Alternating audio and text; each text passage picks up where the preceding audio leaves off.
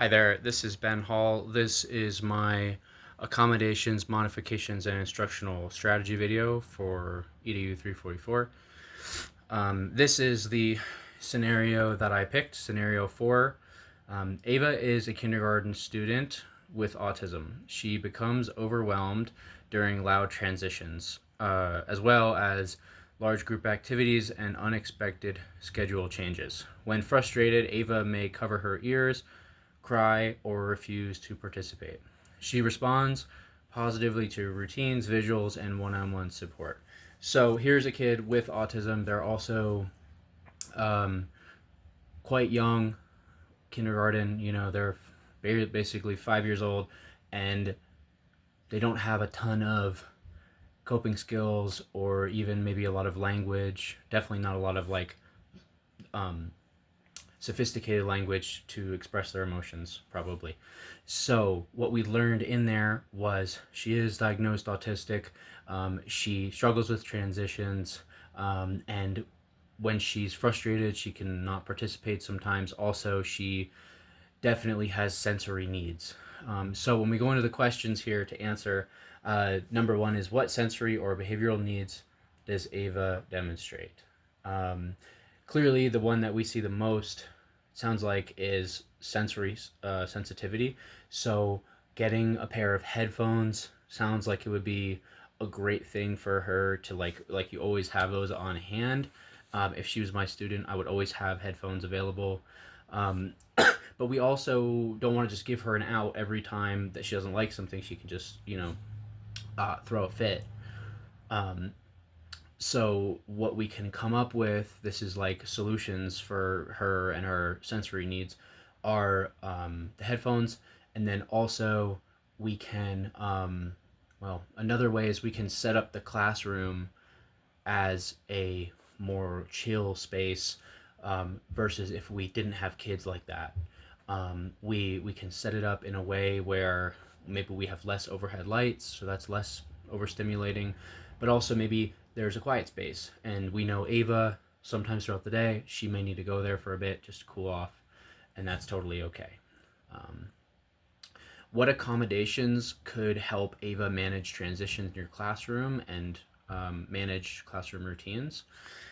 This one I thought a combination of transition warnings, so preemptively being like, Ava, 2 minutes, then we're going to social studies, or 2 minutes, then we have PE, right?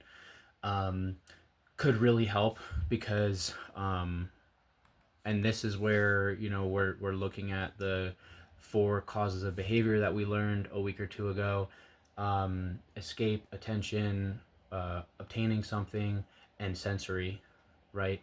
Um, what's behind her um, what's behind her behaviors here? It seems to me like a lot of the time it would be when she's not liking the transitions, it's actually more of like control, so she's wanting more control. So my answer to that, my guess would be um, actually like escape. Like she doesn't want to do that thing. And a lot of times with kids on the spectrum, they get super super focused on one activity, and then they just are so into it they do not want to stop doing it, and that's where the behaviors could come out. So that's why we can like do the preemptive transition warnings and say, hey Ava, 3 minutes, we're going to English, and then she has to kind of I think it's important to hold them to standard. Yeah, she's on the spectrum, but hold her to the same standard the other kids have in the class. It's like, we have this next, and you need to transition. So transition warnings, I think, and a visual schedule could be awesome for her as well. So that would have to be, since it's kindergarten, um, just symbols and pictures, but teaching to it, explaining it, could really help. Number three, what instructional strategies would support Ava's engagement and participation? Same sort of thing that I was just saying, like with the visual schedule. So like visuals, lots of visuals, and maybe especially like sensory stuff that she, hands-on stuff, and like hands-on lessons that might play into her sensory seeking uh, like tendencies. We have to see if it's sensory like seeking, or if it's more maybe like she just gets overstimulated, so it can be just like too many sensations.